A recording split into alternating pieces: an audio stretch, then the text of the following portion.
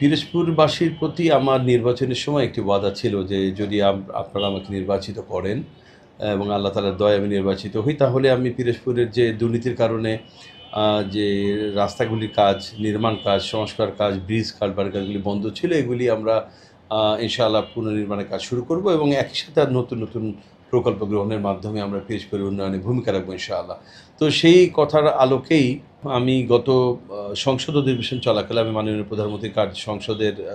কার্যালয়ে আমি দেখা করি। সেখানে মাননীয় প্রধানমন্ত্রীর সাথে আমি ওয়ান টু ওয়ান কথা বলি এবং পিরোজপুরের সার্বিক উন্নয়নের ব্যাপারে আমি মাননীয় প্রধানমন্ত্রীকে অবহিত করি এবং তাকে অনুরোধ করি তিনি যেন আমাদের এই পিরোজপুরের অবহেলিত পিরোজপুরের উন্নয়নে তিনি যেন ভূমিকা রাখেন এবং তিনি যেন স্থগিত হয়ে যাওয়া রাস্তাঘাটগুলি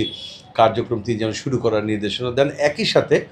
যে প্রকল্পগুলির মাধ্যমে পিরোজপুর উন্নয়নগুলি কাজ হতো, সেই প্রকল্পগুলি বন্ধ ছিল।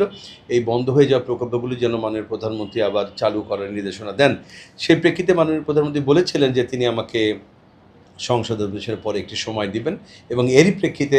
গত ৫ই মে মাননীয় প্রধানমন্ত্রীর সচিবালয় কার্যালয়ে তিনি আমাদেরকে ডেকেছিলেন। সেখানে আমি সহ পিরোজপুর ২ এবং ৩ আসনের মাননীয় সংসদ সদস্যগণ উপস্থিত ছিলেন। সেখানে স্থানীয়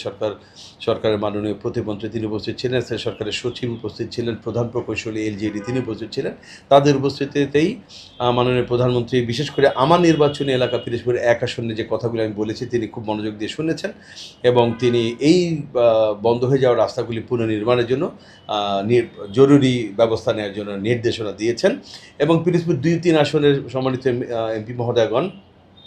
তারা তাদের এলাকার কথাগুলি তারা বলেছেন এবং সবগুলি শুনে মাননীয় প্রধানমন্ত্রী পিরোজপুর জেলার উন্নয়নে তিনি নির্দেশনা দিয়েছেন। আমরা আশা করছি ইনশাআল্লাহ খুব শীঘ্রই আমাদের পিরোজপুরের সমস্ত রাস্তাঘাট সহ